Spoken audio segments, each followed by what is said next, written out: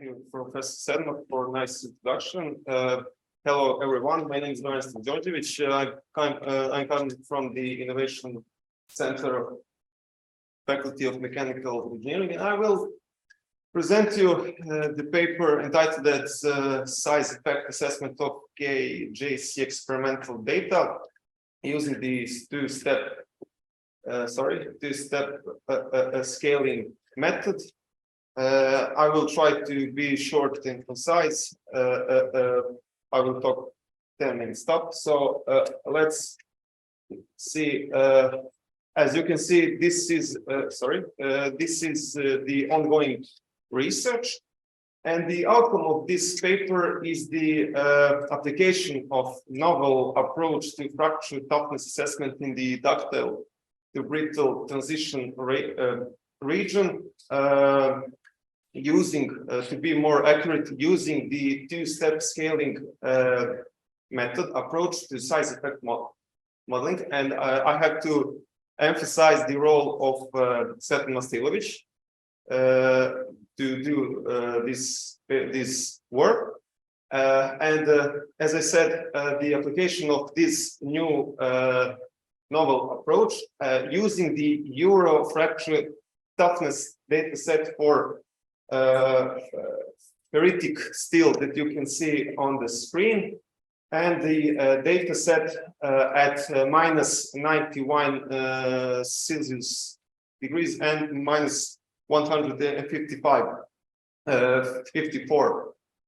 degrees of Celsius, and to demonstrate the accuracy of the estimates in the function of the stress intensity function in the index of JC. So let's start with the problem statement. The statistical approach to size effect problem in the cleavage fracture of ductile to brittle transition region is based on the idea that the probability of fracture increases with the increase of the probability of finding the structural defects in the volume of structure itself, in our case the CT specimen, and the weakest link behavior implies that increase of the volume of the specimen, as I said, is in our case the CT specimen, results in reduction of structure strength, toughness, data scatter, and the number of necessary tests. So this approach is based on the Weibull cumulative distribution function, as you can see on the screen, and this function has a parameter scale parameters zeta and beta, which plays important role in prediction and in the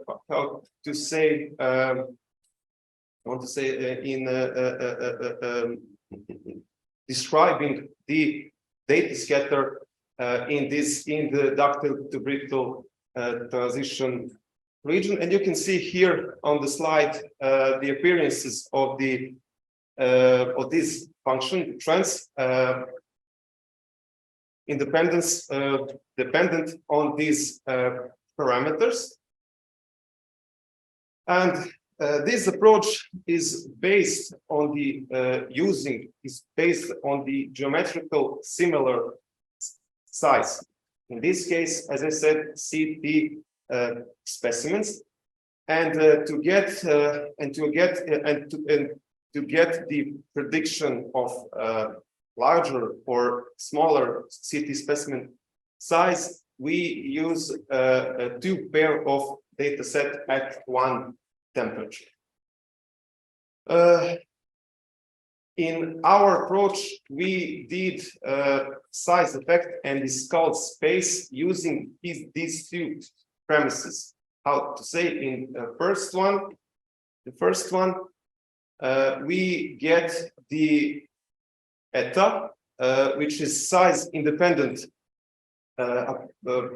parameter, and in the second one we get a common slope for the prediction of larger or smaller specimen size probability of fracture. And to do such thing, we introduce these K-link parameters and relation given here. I don't have time to explain it, maybe at some other conferences, but it uses these a parameter in index E and J are used, we obtained from the experimental results. And we as well introduce the shape function based on we get the Weibel shape function better. And let's switch to the numerical example. In that way, you will understand what we did. Here you can see as the input, we use the two pair of data set, CT25 is CT100 specimen. You can see here the experimental results, and the using the Weibel CDF, we get these parameters eta and beta, and we use scaling parameter relation given here. Based on we obtain the probability prediction or estimates for CT200 specimen size. As you can see here, we on this diagram, along with the prediction, we you can see as well the experimental data from the Euro toughness data set at the beginning, from the beginning of this presentation. And here, this prediction is the prediction by extrapolation, since the CT200 specimen is bigger, larger than CT25 and CT100 specimen. And we did such a thing, the same thing for the CT50 specimen at the temperature of minus 154 degrees. And as you can see, along with the prediction, we also, you can see as well the experimental data, and this prediction is prediction by interpolation, since the CT50 specimen geometry is in within the range of CT25 and CT100 specimen.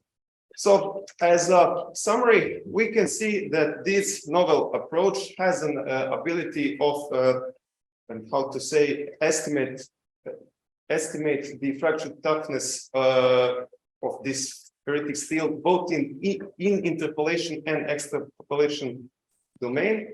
And the obtained results suggest that the results of the fracture toughness assessment are well within the inherent experimental data scatter, and the validation, of course, procedure also emphasizes and highlights the importance of statistical sample size, which will be the further part of this research, how to say. And that will be all. Thank you very much.